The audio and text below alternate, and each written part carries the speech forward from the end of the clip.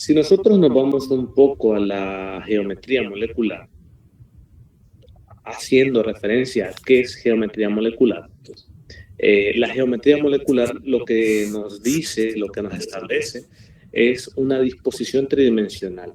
¿Sí? ¿De quiénes? De los átomos. ¿De qué? De una molécula. Entonces, prácticamente la geometría molecular es la disposición tridimensional de los átomos de una molécula. ¿Por qué es importante esto? Porque la geometría de una molécula afecta las propiedades físicas y químicas que éste tiene. Ejemplos, puntos de fusión, puntos de ebullición, tipos de reacciones en las que puede participar. Y nosotros vamos a ocupar este modelo de la repulsión de pares electrónicos de la capa de valencia para poder, vamos a decirlo, predecir, vamos a estudiar la geometría mediante este modelo. Sí, este modelo. Ahora, cuando hablemos de este modelo, aquí tenemos ejemplos ya de ciertos tipos de moléculas que están agrupadas según la disposición química del átomo central, pero hay que tener dos reglas generales. Dos reglas generales al momento de ver el modelo RPCV. Veamos si no hay más invitados. Vamos a ver. Sí, hay más invitados. Vamos a admitirlos. Ok. Perfecto. Bueno, siguiendo con el modelo de RPCV, hay dos reglas generales. La primera es la más importante, porque nosotros todavía no vamos a ver algo que se llama estructuras resonantes. Nosotros no vamos a ver esto. Me van a disculpar la mocosera, pero está heladito y salir de la cama me dio mocosera. Este, la primera regla, que es la más importante, ¿qué es lo que vamos a hacer? Vamos a considerar, ustedes ya ahora han visto que es un enlace doble, ya lo vieron el día de ayer, o que es un enlace triple, ¿sí?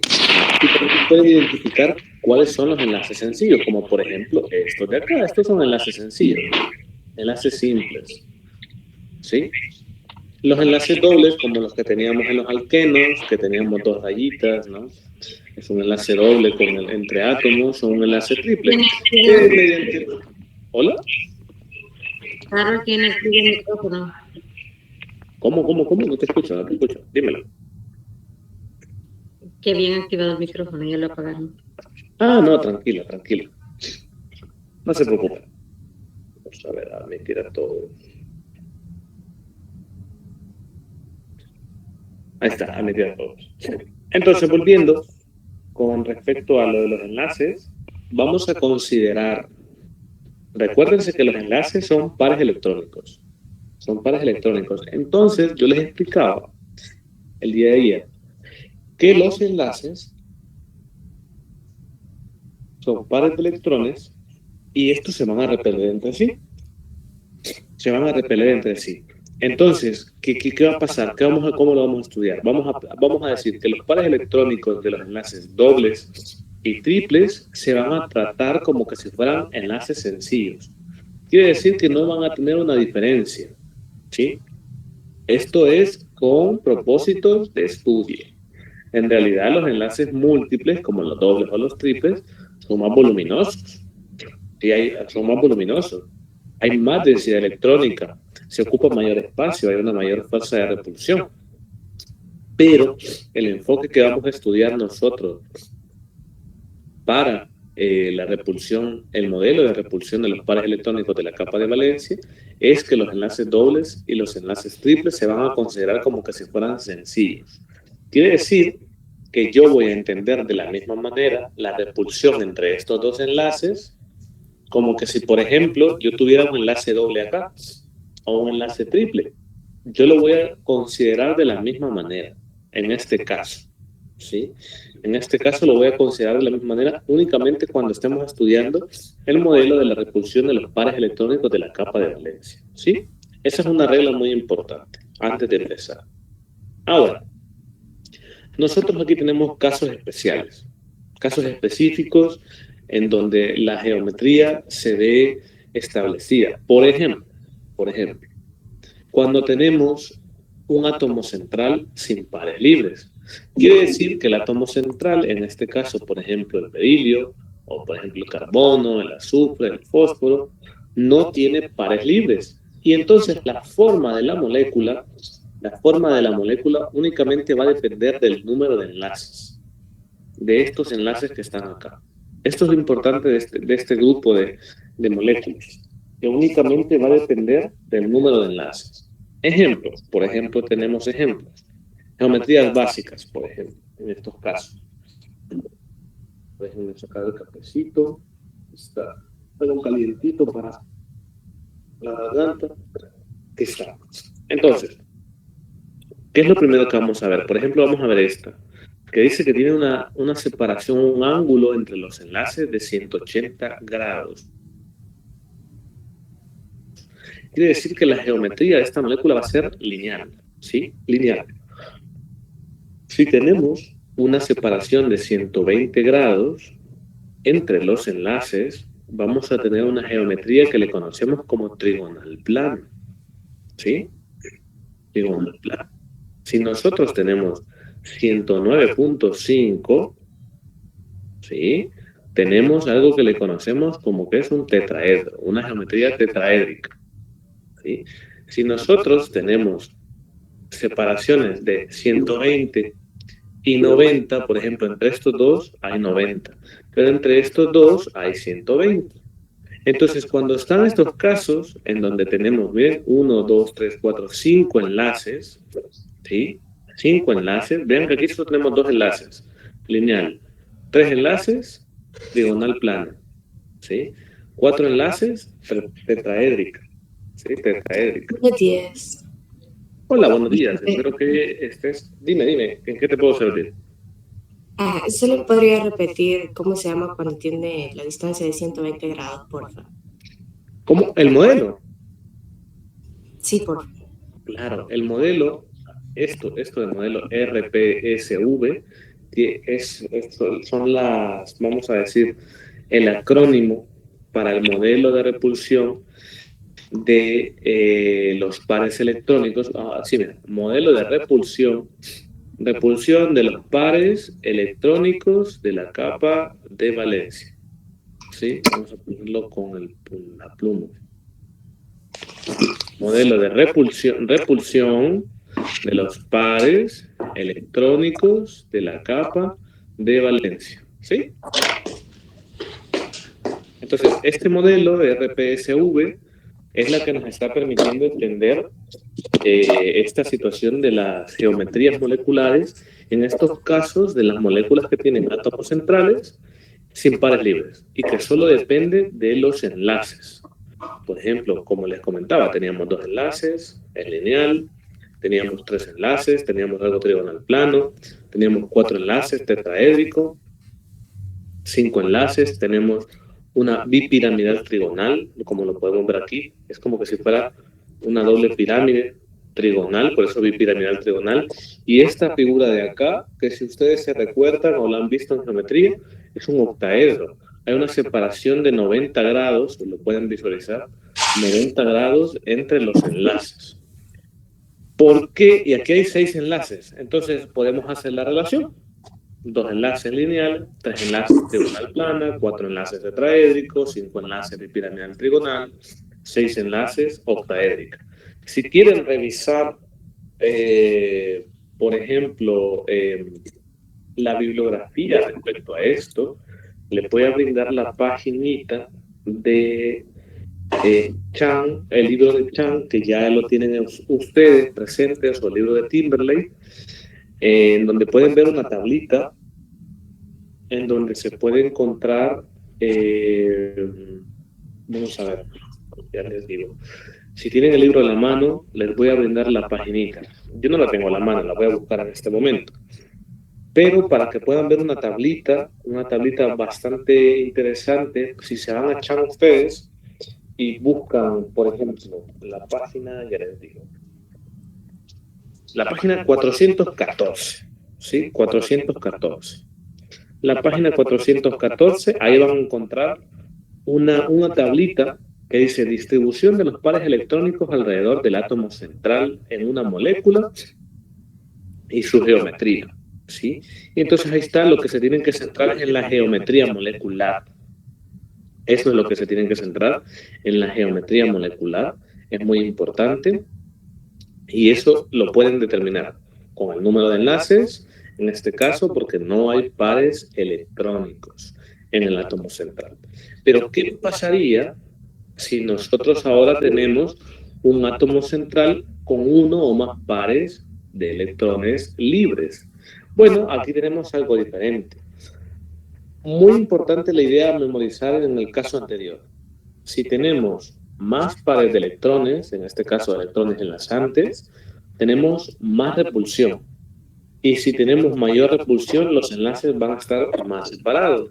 Y si se dan cuenta, los enlaces, los grados de separación van disminuyendo entre haya más enlaces, ¿sí? Entre existan más enlaces. A tal punto que de 180, en donde solo hay 2 enlaces, cuando hay 6 enlaces, se vuelve de 90. ¿Sí? Se vuelve de 90 entre cada uno. Entonces, vemos que va disminuyendo y tenemos enlaces que están, deberían estar más separados, pero el problema es que hay tantos enlaces que si hay más pares de electrones, hay más repulsión, los enlaces deberían estar más separados, pero hay tantos que no se pueden acomodar del todo bien. Entonces, estos ángulos son los únicos que responden a esta necesidad, perdón, a esta necesidad de alejar los enlaces, porque recuérdense que son electrones, ¿sí? Recuérdense que son electrones. Entonces, ¿cómo podemos memorizarnos todo esto? Cuando el átomo central, así, sencillo, cuando el átomo central no posee pares libres, ¿qué pasó? ¿Qué pasó? ¿Todo bien? ¿Qué pasó, Ismael? Dime. Tienes levantada la mano. Le quería preguntar qué página del Challenger en el que estaba lo que mencionó de las formas de distribución de los pares electrónicos. Sí, ahorita. Es la página 414. Ok, muchas gracias. Perfecto. Y otra paginita que tengan a la mano, que se la pueda decir de una sola vez, es la página 420. Bueno, la página 417 y la página 420, que ahí hay unas tablitas en donde vamos a verlo. Las tablitas a veces son buenas porque reúnen información de una manera así condensada para que ustedes lo puedan ver y puedan ver ejemplos de moléculas, la distribución de los pares electrónicos, la geometría de la molécula, el número de pares enlazantes, el número total de electrones. Entonces, estas tablitas son bastante buenas porque reúnen esta información. Entonces, se las brindo, se las digo para que las puedan tener a la mano y para que al momento de que estudien puedan como revisar. Sí, vamos a la cafetería, pero no puedo comprar nada. Hola. Podemos hablar de esto. Si tienen alguna duda, levántenme la manita y yo les doy permiso. ¿No? Dime, Emerson. Lo que a mí me queda un poco con duda es que entre más pares de electrones haya, más pequeño es el grado. ¿Así es? ¿O me estoy equivocando? Vaya, si nosotros, fíjate, en el modelo, si decimos, bueno, en el modelo todo tiene que ser en base a este modelo, podemos hacer la relación. La repulsión debería ser mayor. Sí, la repulsión debería ser mayor porque hay más pares de electrones. Pero una idea que también podemos tenerla ahí en la recámara es que los grados del ángulo se van volviendo parcialmente más pequeños.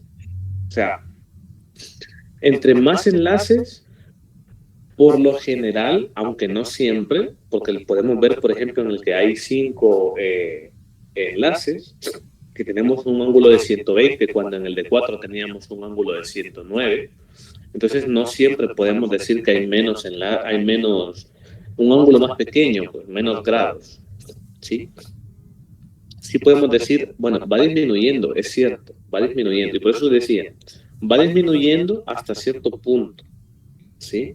Lo correcto es que nosotros vamos a imaginar que los pares libres o los pares enlazantes, en este caso los pares enlazantes, aquí no tenemos pares libres, solo pares enlazantes, lo que van haciendo es comprimiendo los enlaces.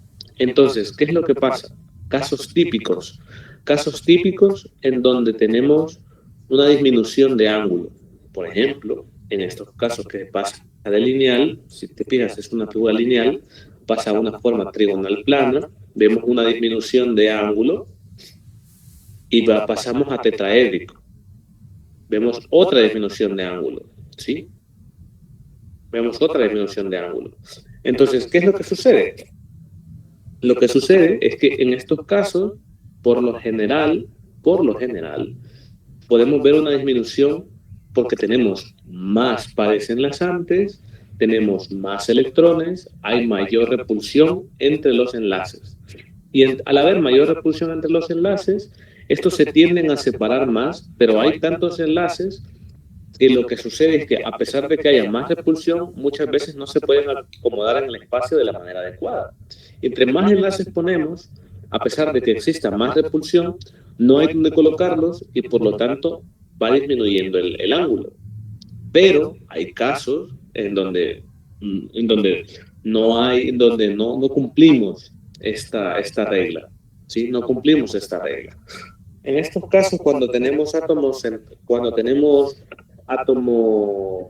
centrales sin pares libres, pues podemos hacer esta analogía. Pero yo se las mencionaba como para que vieran el comportamiento, que vean el comportamiento de los enlaces. Vean, estos dos enlaces se repelen. Estos tres enlaces se empiezan a repeler. ¿Qué es lo que pasa? Hay más enlaces, hay más fuerzas de repulsión entre sí, entre los enlaces, pero como hay tantos, como hay tres, ya no hay dos, el ángulo, a pesar de que haya más fuerzas de repulsión, hay tantos enlaces que no se pueden acomodar de una manera adecuada y equitativa, el ángulo empieza a disminuir, ¿sí? A más enlaces, en este caso, tenemos menor ángulo. Y lo podemos seguir viendo con el tetraédrico. Tenemos 4 enlaces, hay más repulsión. Entonces, si hay más repulsión, los enlaces se empiezan a repeler a tal punto en donde se empujan. Pero hay tantos que no se pueden acomodar de manera equitativa, por lo cual el ángulo tiende a disminuir. Entonces, más o menos esa relación. No quiero que la tomen por completo, así por lo general, así de, tengo más enlaces, tengo menor ángulo. No. Vean que hay más repulsión. Hay más repulsión. Y la presencia de los enlaces genera de que el ángulo, por lo general, en muchos casos, vaya disminuyendo. ¿Sí? Por ejemplo, podemos ver en este caso que tenemos 6. Pasamos de 4 a 6. ¿Qué es lo que pasa? Miren, ahora tenemos 90 grados. Sí, 90 grados. Entonces, en estos casos, tenemos una ausencia de pares libres, tenemos más enlaces y el ángulo se va volviendo más pequeño. ¿Sí? Entonces, quiero que lo tomen con pinzas, pero que lo tengan a la mano, porque es una señal de que hay mayor repulsión, pero los enlaces se tienen que acomodar equitativamente en el espacio y esto genera que el ángulo disminuya. ¿Sí? No sé si eso responde a tu respuesta, Emerson. Sí, le responde, pero yo quisiera hacerle otra preguntita, pero mi compañero también tiene una pregunta, así que te la haga el primero. Vaya, está bien, Jason, te han dado el permiso, dale. ¿Cuál es tu pregunta? Vaya, buenos días, Rick. Mi pregunta es que ¿esto también aplica para las hibridaciones SP1, 2 y 3 o no? Lo de los ángulos. Sí, todo, lo del RPCV. Sí, si es que fíjate que nosotros vimos la hibridación del carbono, principalmente nos centramos en la hibridación del carbono. Entonces, en estos casos, cuando este modelo de RPCV se ocupa en esos casos en donde hay hibridación, ciertamente. Pero nosotros nos vamos a centrar con compuestos que tengan átomos de carbono como átomo central, ¿sí?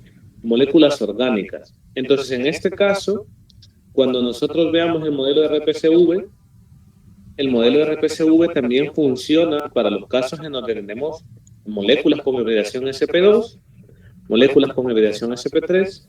Sí, claro que funciona, por supuesto que funciona, pero nosotros nos vamos a centrar más que nada con este tipo de moléculas orgánicas principalmente, ¿sí? Entonces, no te asustes si no ves, por ejemplo, este tipo de moléculas cuando estemos estudiando más adelante, sino que veamos más moléculas que tienen esqueletos de carbono, que son las que nos vamos a centrar. ¿Por qué nos vamos a centrar en ellas? Porque son la base de la química orgánica. Y la química orgánica es base de la bioquímica, que más adelante lo van a ir viendo. Entonces, pero respuesta corta, sí. Sí se puede ocupar. Bueno, muchas gracias, Lick. No, a la orden. Estoy a la orden para servirles. A ver, dime, Emerson, ¿cuál es tu otra pregunta? Vaya, mi otra pregunta era si, no, si ustedes nos dejan un ejercicio tal cual usted nos está presentando, ¿cómo lo realizaríamos? O simplemente ya vendrían así. ¿Cómo realizarían los ejercicios? Vaya, si quieren, no se preocupen por esto. Nosotros vamos a verlo en la asesoría, nos vamos a detener con ejercicios y ahí nos vamos a centrar más que nada en cómo hacerlo, ¿no? Así como que miren, les dejamos ¿cómo hago yo para entender esto de acá? ¿Cómo hago yo para...? Porque no nos vamos a centrar en ángulos, ojo, no nos vamos a centrar en ángulos. Eso es muy ortodoxo hasta cierto punto. No nos vamos a centrar en ángulos. Lo que queremos que se acuerden es la geometría. La geometría. Entonces, de manera sencilla, a tu respuesta, cuando tengas átomos centrales impares libres, para determinar la geometría de la molécula, fíjate cuántos enlaces tiene. Nada más. Fíjate cuántos enlaces tiene. Si tiene 4 enlaces, en este caso, por ejemplo, la figura que estamos señalando, ¿qué geometría dijimos que iba a tener la molécula? Tetraédrica. ¿Sí? Así de sencillo. Fíjate en los enlaces, en el número de enlaces que tiene.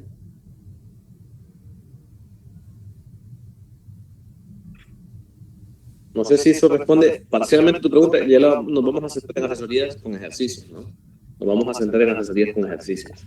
Perfectísimo, sí, responde la pregunta, la verdad. Excelente, excelente. Sí, ahorita es sencillo porque no tenemos pares libres. Ahorita nos vamos a ver cuando hay pares libres en el átomo central. Ya se vuelve un poquito diferente la situación, se vuelve un poquito, vamos a decirlo, un poquito más compleja, porque ahora los átomos centrales tienen pares libres. Y entonces, ¿qué es lo que sucede?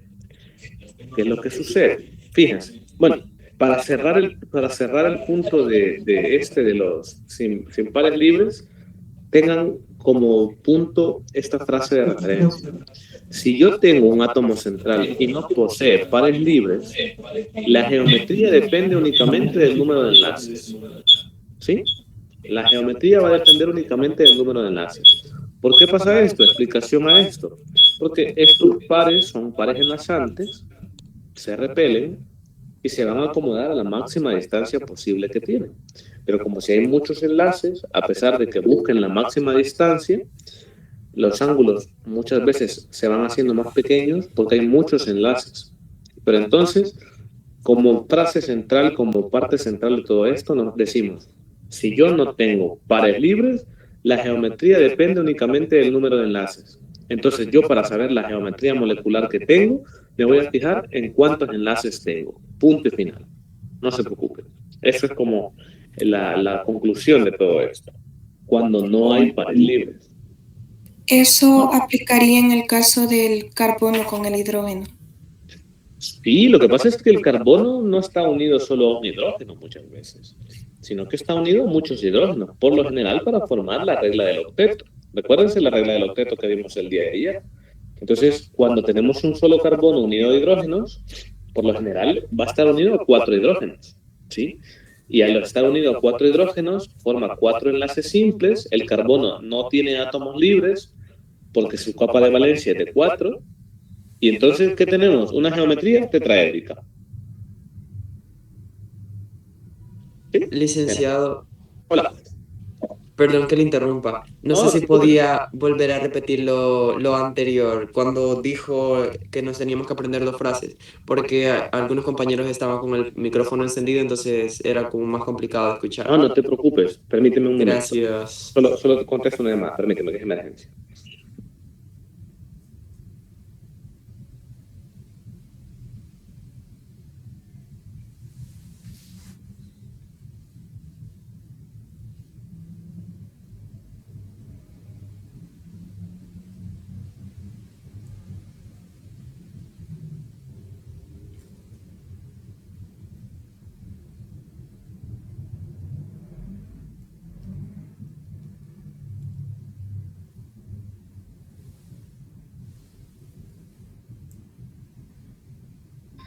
lo siento, llamada de emergencia. Pues sí, la frase, perfecta.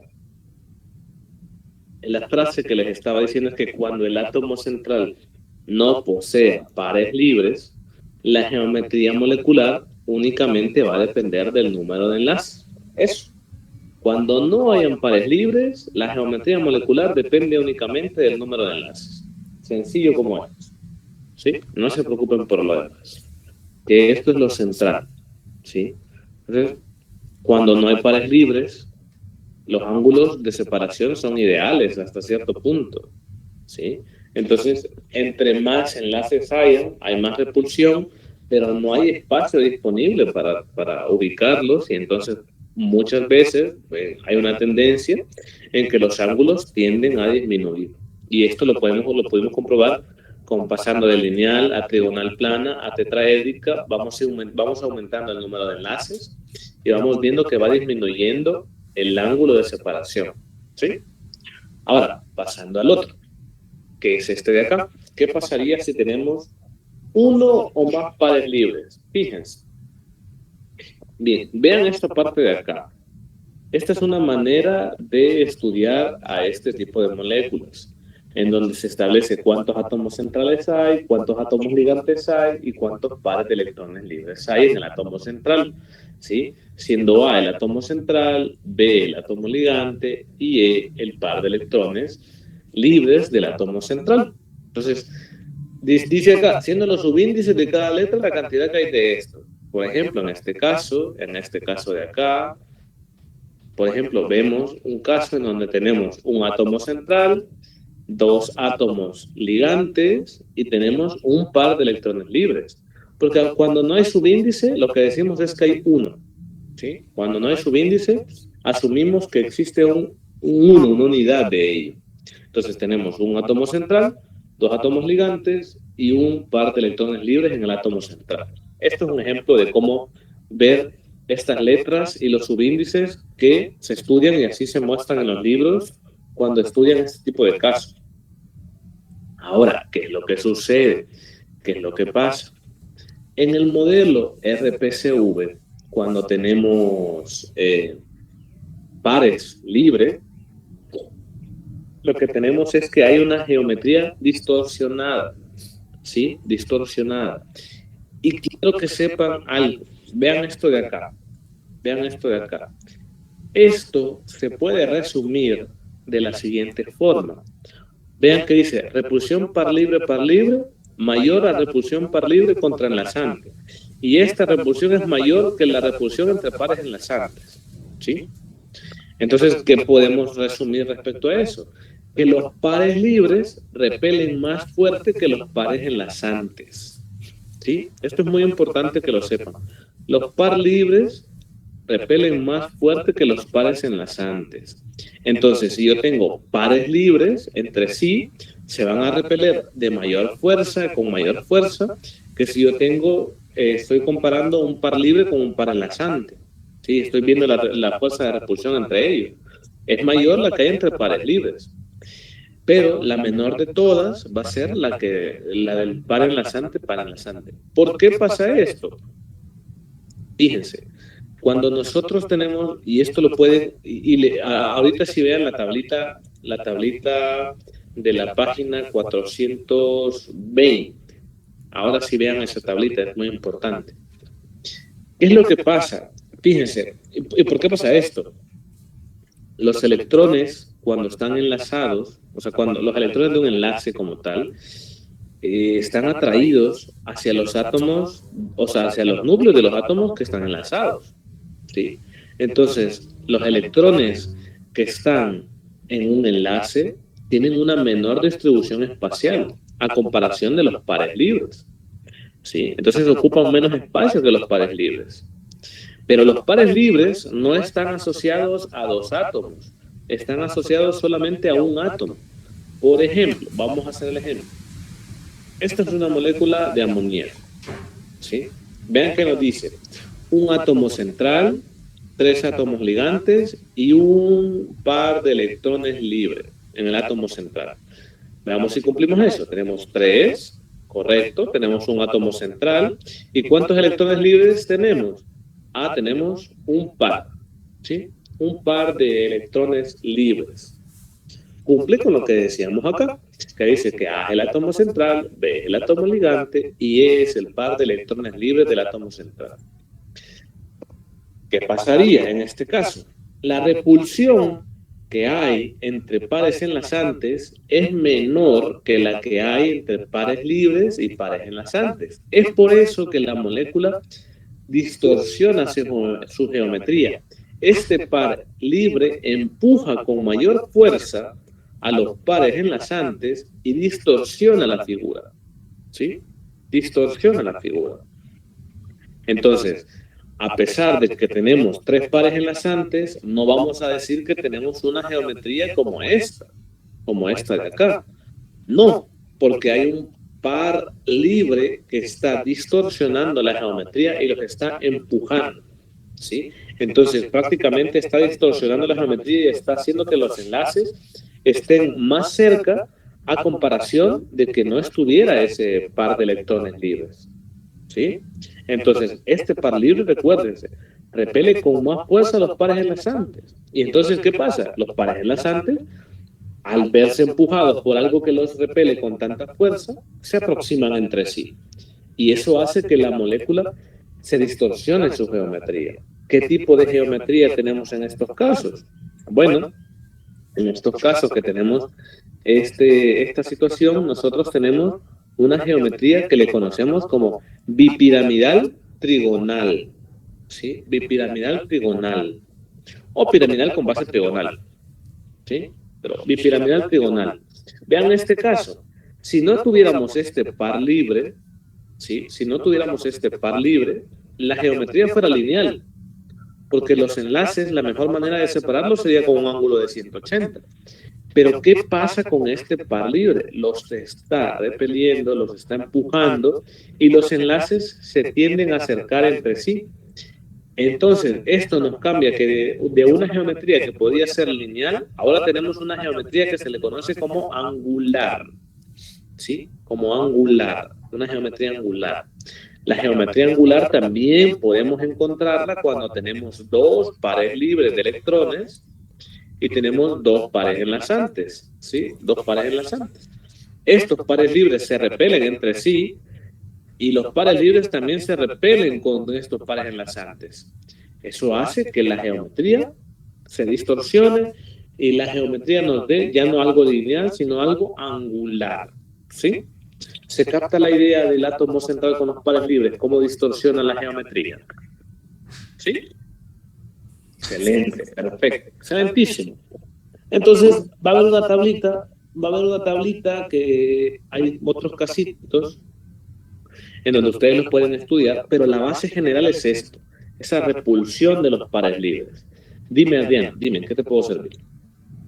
Y entre pares no se repelen también. Claro que sí, claro que sí.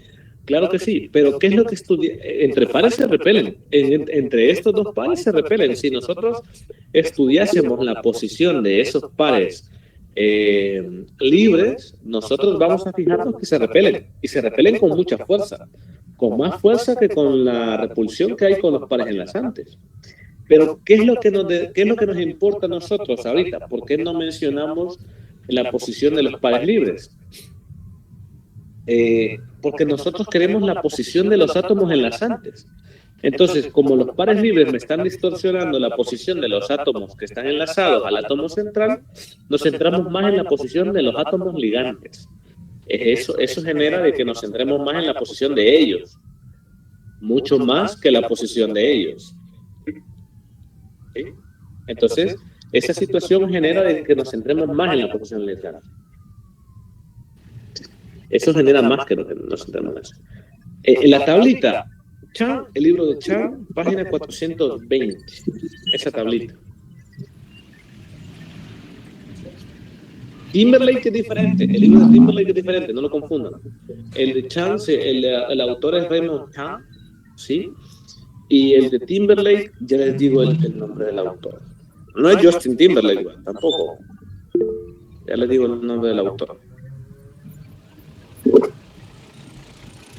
es, el nombre se me ha ido, el nombre es Karen C. Timberlake. Karen C. Timberlake. Se me había olvidado el nombre.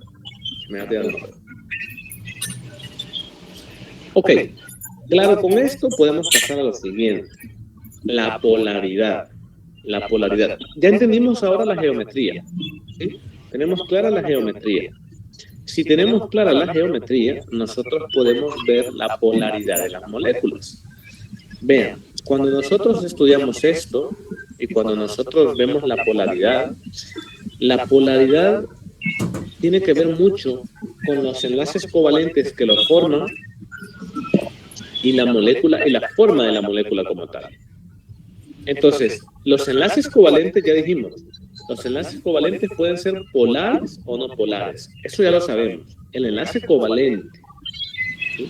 El enlace covalente puede ser polar o no polar. Pero las polaridades del enlace y ahora la forma de la molécula determinan si mi molécula es polar o no polar. Porque yo puedo tener enlaces covalentes polares, pero tener una molécula que es no polar.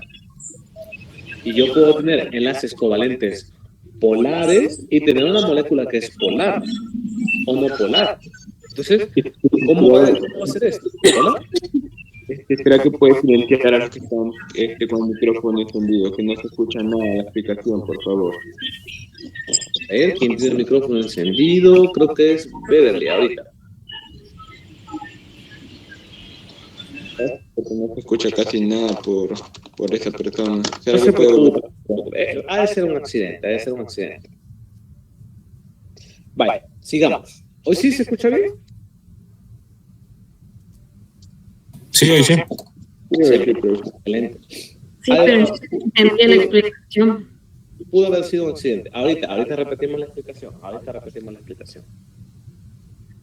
¿Qué es lo que pasa? Dijimos, bueno, yo puedo tener enlaces covalentes que pueden ser polares o no polares, ¿sí? Polares o no polares. Eso lo vimos el día de ayer, cuando un enlace covalente era polar o cuando era un enlace covalente no polar.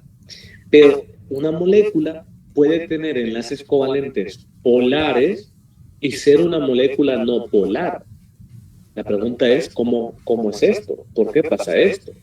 Bueno, todo esto depende, la polaridad de las moléculas depende mucho, no solo de la polaridad de los enlaces, sino también de la forma de la molécula. Y la forma de la molécula y las polaridades de enlace determinan si la molécula puede ser polar o no polar, la molécula como tal. Veamos ejemplo. Fíjense. Vamos a ver, por ejemplo, este de acá del dióxido de carbono. ¿Sí? ¿Qué es lo que sucede? En una molécula polar, ¿sí? Tenemos una molécula no polar, tenemos diferentes casos. Tenemos que los casos pueden ser en donde los enlaces son no polares, ¿sí? Los enlaces son no polares, o los enlaces polares se cancelan. Y como vamos a ver, no es que se funen, pero se cancelan. Vaya, por ejemplo, veamos este. Veamos el dióxido de carbono. La polaridad está determinada con una pequeña flechita, ¿sí? Esta flechita nos determina cuál es el extremo que es más negativo del enlace y los extremos más negativos, por ejemplo, al momento de comparar los átomos. Y esto, la polaridad, esto depende mucho de la electronegatividad. Recuérdense que la polaridad de un enlace depende de su diferencia de electronegatividad. Es muy importante. Recuérdense que hay una diferencia de electronegatividad. Y entonces, si yo tengo un enlace covalente polar, como por ejemplo este de acá, se me ha ido por acá. Pero, si yo tengo, por ejemplo, esto de acá, es un enlace covalente polar entre el carbono y el oxígeno, hay una separación de cargas, ¿sí? Y a esto se le conoce como dipolo. Así se le conoce como dipolo. Y entonces, ¿qué pasa? Los extremos, hay un extremo parcialmente positivo y un extremo parcialmente negativo, ¿sí?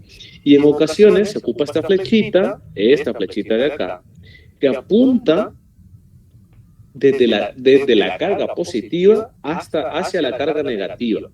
Quiere decir que la carga negativa parcial, que se representa con esta letra de acá, así, y con el símbolo negativo, está por acá, ¿sí? Ahora, la pregunta es, estos dipolos, vean, estos dipolos empujan hacia lados opuestos, ¿sí? Voy a borrar esto de acá. Opciones, vamos a borrar pluma. Sí, está. Vean, empujan, jalan, vamos a decir que la carga se ve atraída hacia polos opuestos, ¿sí? Entonces, ¿qué es lo que sucede? ¿Qué es lo que tenemos en estos casos? Tenemos dos enlaces covalentes polares, pero los dipolos apuntan en direcciones opuestas. ¿Y qué es lo que sucede cuando apuntan en direcciones opuestas? Los dipolos se van a cancelar, se cancelan entre sí. Es como que si ustedes jalaran con la misma fuerza, si ustedes se agarran la mano, se agarran las manos, se las agarran y jalan con la misma fuerza entre sí las manos, el par de manos no se mueve a ningún lugar, se queda en medio. Es lo mismo que pasa aquí. La carga no se va a un lugar como tal. La carga se centra, y es por eso que decimos que tenemos una molécula no polar, porque no tenemos una distribución inequitativa de cargas dentro de la molécula, sino que todo está equitativo en el centro, ¿sí? Entonces, al cancelarse los dipolos, se cancelan los enlaces covalentes polares y tenemos una molécula que es no polar. De la misma forma tenemos acá el tetracloruro de carbono. Vean que los cloros van empujando con la misma fuerza la carga hacia ellos, o sea, jalan hacia ellos la carga. Los dipolos apuntan en direcciones opuestas y como los dipolos son iguales, porque siempre son átomos, es un átomo de cloro y un átomo de carbono enlazado, como siempre es el mismo, al apuntar en direcciones opuestas, el dipolo se cancela y hace que las cargas queden distribuidas equitativamente, centradas en la molécula. ¿Y qué es lo que pasa? Ya no hay una zona con más carga electrónica, ¿sí? Queda como centrada la carga. No vamos a decir que precisamente en el centro, sino que de manera centrada porque queda en toda la molécula, ¿sí? Queda en toda la molécula. Ahora, ¿qué es lo que sucede acá? ¿Qué es lo que pasa cuando tenemos polares? Bueno, aquí tenemos cosas diferentes. Cuando tenemos una molécula polar, tenemos un caso diferente. Ya no tenemos que toda la molécula tiene la carga distribuida equitativamente, sino que tenemos un extremo de la molécula que está cargado más negativamente que el otro extremo. Por ejemplo, vemos la molécula de agua. ¿Qué es lo que sucede? Entre el hidrógeno y el oxígeno, ¿quién es más electronegativo? El oxígeno. Poner el puntero láser. El oxígeno es más electronegativo. Por lo tanto, los dipolos apuntan hacia el oxígeno. ¿Qué es lo que sucede? Ambos dipolos, ambos enlaces covalentes polares, tienen un dipolo que apunta hacia el oxígeno, ¿sí? Entonces, el dipolo al apuntar hacia el oxígeno, ¿qué es lo que sucede? Toda la carga negativa se concentra ¿en dónde? En la zona del oxígeno, ¿sí? En la zona del oxígeno. Esto nos genera, por ejemplo, que los dipolos no se cancelen ahora, sino que ahora se suman entre sí. Ya no se cancelan, sino que se suman. Y entonces genera que esta zona de acá, toda esta zona de acá, veamos acá, pero toda esta zona de acá tenga una zona alta en electrones, rica en electrones. Y entonces, ¿qué es lo que pasa? Hay una zona positiva, que es esta parte de acá, la positiva, y toda esta parte de acá está negativa. ¿Por qué? Porque los dipolos se dirigen al oxígeno y se dirigen en la misma dirección. Por lo tanto, vean, extremo más negativo de la molécula, extremo más positivo de la molécula. ¿Sí? ¿Qué pasaría? Si yo no hago la geometría molecular, ¿qué pasaría? Yo podría decir que esto es lineal. Si yo no hago el modelo RPCV, yo digo que esto es lineal.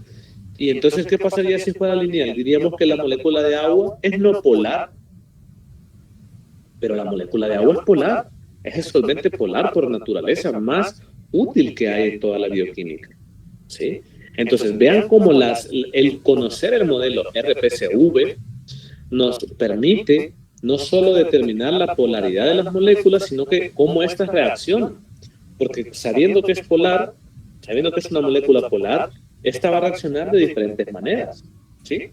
¿Se entiende la idea de la suma y la cancelación de dipolos? Las flechitas son muy útiles para esto. Siempre dibujen las flechitas que les va a dar un direccionamiento muy adecuado. ¿Sí? Entonces, por ejemplo, veamos acá. Vean la posición. Vean, es el caso que les decía, miren. ¿Qué pasaría si yo no hubiese ocupado el modelo RPCV? Y yo digo, es que yo me acuerdo que cuando tenía dos átomos enlazantes, yo me acuerdo que había una zona en donde decía que era angular.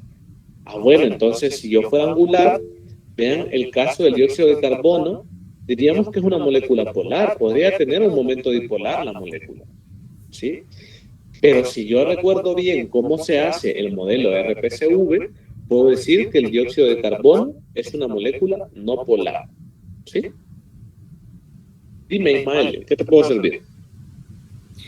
O sea que podemos decir que si los enlaces de una molécula son igual o más electronegativos que el núcleo, es no polar. No siempre, porque nosotros, fíjate, creo que lo que tú me intentas decir, si tenemos un enlace covalente polar, en donde uno de los átomos es más electronegativo que otro, probablemente esa es tu idea. Sí, eso. En donde uno de los átomos es más electronegativo. En estos casos, por eso tenemos que saber la geometría, por eso es muy importante esto. Depende de las polaridades de enlace y de la forma de la molécula. Mira, aquí tenemos dos átomos que son diferentes en electronegatividad. Por ejemplo, el carbono y el cloro. El cloro es mucho más electronegativo que el carbono. Es mucho más electronegativo que el carbono. Pero ¿qué es lo que pasa?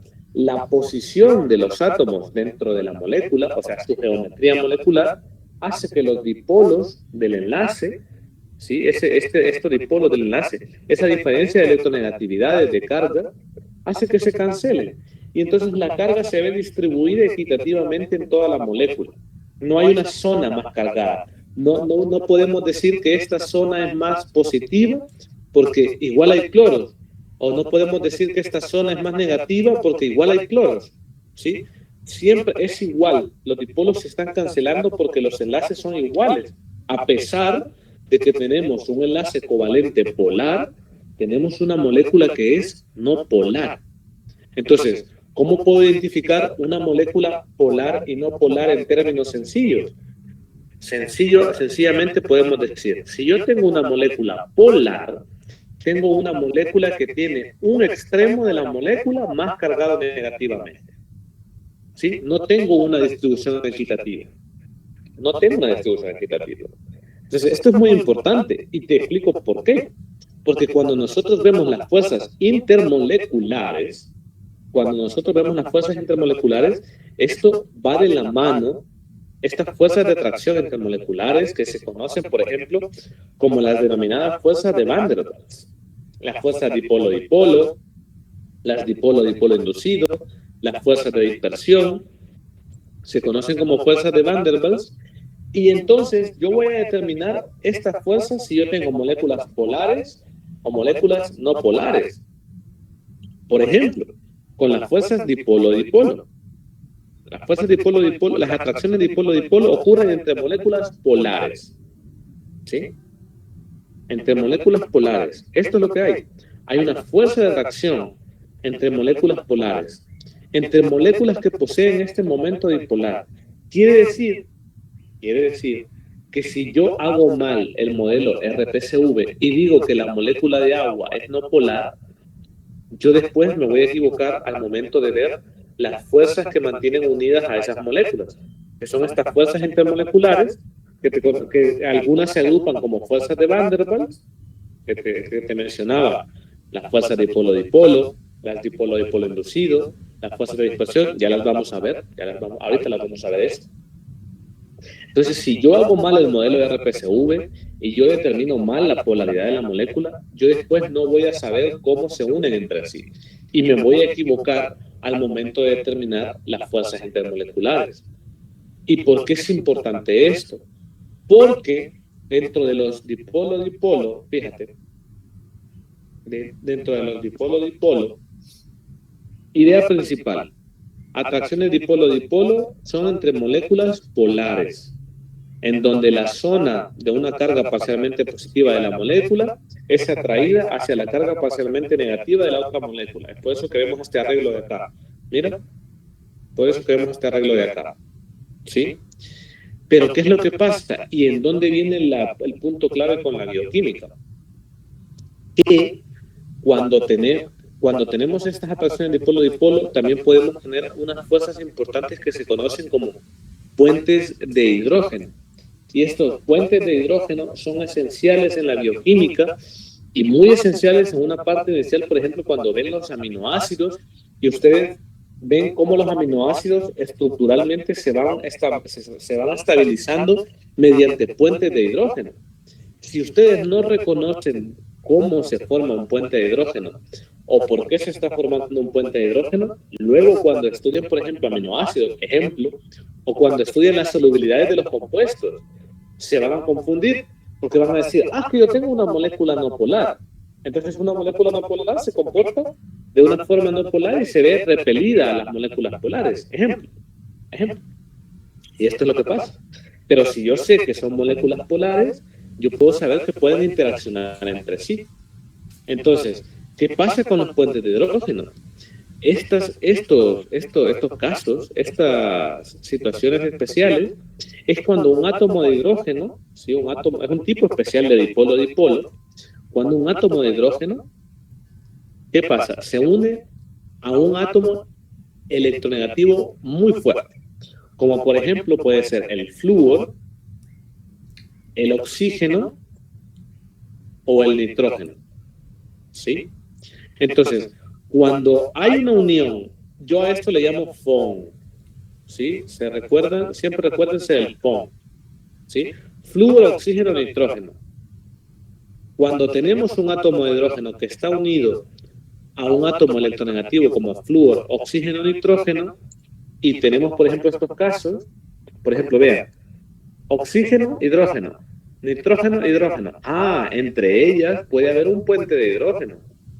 Este tipo de atracción que denominamos puente de hidrógeno, ¿qué pasa?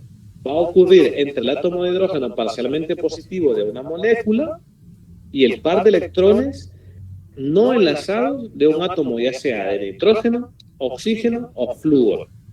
Entonces tenemos este hidrógeno cargado parcialmente positivo interaccionando ¿con quién? Con el par de electrones de un átomo electronegativo de flúor, oxígeno o nitrógeno que no sean electrones enlazados, quiere decir electrones no enlazantes. ¿Sí? Muy importante esto. Y quiero que sepan que a pesar de que muchas veces en muchos libros se les diga, se conocen como enlaces de hidrógeno, los puentes de hidrógeno no son verdaderos enlaces químicos, sino que es una atracción intermolecular y es la atracción intermolecular más fuerte que hay entre los dipolo-dipolo. ¿Qué pasa, por ejemplo, si yo tengo un ion y un dipolo? Yo voy a tener una situación que le conocemos como fuerzas ion-dipolo, que las fuerzas ion-dipolo por lo general no están contenidas dentro de las fuerzas de Van der Waals, sino que solo están las dipolo-dipolo, las dipolo-dipolo inducido y las fuerzas de dispersión. ¿Sí? Entonces, ¿qué es lo que sucede en estos casos? Las fuerzas ion-dipolo, tranquilamente podemos entender que es cuando un ion se ve atraído hacia una molécula polar. Un ion positivo, como por ejemplo el ion de sodio, se va a ver atraído hacia el extremo negativo de una molécula polar. ¿Sí? Sencillo, fácil, sin darle tanta vuelta. Y, finalmente, tenemos las fuerzas de dispersión, que estas son las fuerzas de dispersión perdón, las fuerzas intermoleculares que se generan entre moléculas que son no polares. Y aquí quiero que presten mucha atención, porque se puede volver algo confuso. ¿Qué es lo que pasa con las moléculas no polares? Las moléculas no polares no tienen dipolos como tal establecidos. No tienen una zona que sea más negativa o una zona que sea más positiva. Pero ¿qué es lo que pasa? Los electrones están moviéndose cuánticamente en el espacio. Quiere decir que los electrones se encuentran moviéndose de una manera aleatoria y hay un momento del tiempo, hay un momento en específico del tiempo en donde en una fracción de tiempo los electrones pueden acumularse más en una parte de la molécula que en otra. ¿Sí? Ahí en ese momento específico, como los electrones se están moviendo, la distribución en general es equitativa, perfecto. Pero ¿qué es lo que pasa? Hay un momento en específico en el tiempo en donde hay una acumulación mayor en una parte de la molécula que en otra, ¿sí? Entonces se forma un dipolo temporal y al formarse un dipolo temporal, ¿sí? Al formarse un dipolo temporal, ¿qué pasa? Se unen. Hay una fuerza de atracción. ¿Por qué? Porque hay una distribución asimétrica que puede inducir a otro dipolo a formar un dipolo que puede, imagínense, tenemos un dipolo temporal. Perfecto, lo tenemos. Y este dipolo temporal viene e induce a una molécula no polar a formar un dipolo. Y se genera un dipolo temporal, dipolo inducido. Se llama así, dipolo inducido. O dos dipolos temporales se ven atraídos entre sí. Y a este tipo de dipolos, ya sea temporales o inducidos que están interaccionando entre sí, se les conoce como fuerzas de dispersión. Así se les conoce. Fuerzas de dispersión. ¿Qué es lo que pasa? Que las fuerzas de dispersión van incrementando entre más electrones haya. Entonces, entre más masa molecular exista, las fuerzas de dispersión se van volviendo más grandes. Pero por lo general, son especialmente débiles. Pero la presencia de ellos hace factible de que las moléculas no polares no estén sueltas, sino que puedan formar líquidos, puedan formar sólidos y se puedan atraer por la presencia de estas fuerzas de dispersión que son dipolos temporales que se han generado, dipolos ya sea inducidos o temporales que se han generado. Entonces esto es muy importante que lo entiendan, porque las fuerzas de dispersión funcionan para las no polares, para las moléculas no polares, ¿sí? Y al funcionar en las moléculas no polares necesitan que haya un momento en el tiempo en donde la distribución se vuelva inequitativa por el movimiento de electrones. Normalmente ellos están distribuidos equitativamente, pero en un momento del tiempo los electrones obviamente se mueven, no están quietecitos, y hay un momento en específico en donde hay una zona más cargada de electrones y hace un dipolo temporal. ¿Sí? Entonces, les dejo esta recopilación de acá y no sé si hay dudas de lo que hemos hablado. Si no, pues le damos punto final a la clase del día de hoy. Recuérdense que vamos a tener las asesorías. Así que si tienen dudas así complejas, pueden hacerlo en las asesorías. No se preocupen que ya vamos a tener el espacio suficiente para responder, porque sé que tienen otras clases. A ver, Ismael ha levantado la mano. Dime, Ismael. Tenía una última pregunta. En este caso, de las fuerzas de dispersión, como usted mencionó que los enlaces se movían. Los electrones. O sea, los electrones, sí, perdón, los electrones se movían. Me pude percatar que aunque estaban lejos del núcleo, siempre mantenían una forma geométrica regular, pero, o sea, aún teniendo eso, siguen siendo una fuerza regular o irregular. Pregunta, y quiero que aquí en donde tú me establezcas a qué tú le determinas como regular o irregular. Me encantaría saber a qué le determinas eso. Quizás la forma en la que se distribuyen los electrones. La forma geométrica. Sí, así es. La forma geométrica. Lo que pasa es que nosotros en los libros vemos a los átomos como circulitos, ¿sí? Pero realmente ellos no tienen una forma definida. No tienen una forma definida. Nosotros los estudiamos como esferas porque es mucho más fácil de ver a los electrones en una nube alrededor del núcleo, ¿sí? En donde ahí se encuentran los electrones. Ahí los tenemos para estudiarlos, ahí los tenemos para agarrarlos y ahí los tenemos para cuando los necesitemos. Pero realmente los electrones se mueven aleatoriamente alrededor del núcleo porque los electrones se mueven de manera aleatoria. Es la gracia de ellos, es la gracia de la cuántica. Se mueven de manera aleatoria. Es por eso que los orbitales no tienen una forma definida. Ahora, a pesar de que tú veas estos círculos de acá, estos de aquí, a pesar de que tú veas eso, y a pesar de que digamos, bueno, lo que pasa, y es la idea que tú tienes, lo que pasa es que yo tengo aquí una distribución simétrica. Sí, por lo general, pero recuérdate que los electrones se van moviendo, se están moviendo. Eso genera en el tiempo que hay un momento en donde hay una distribución asimétrica de electrones.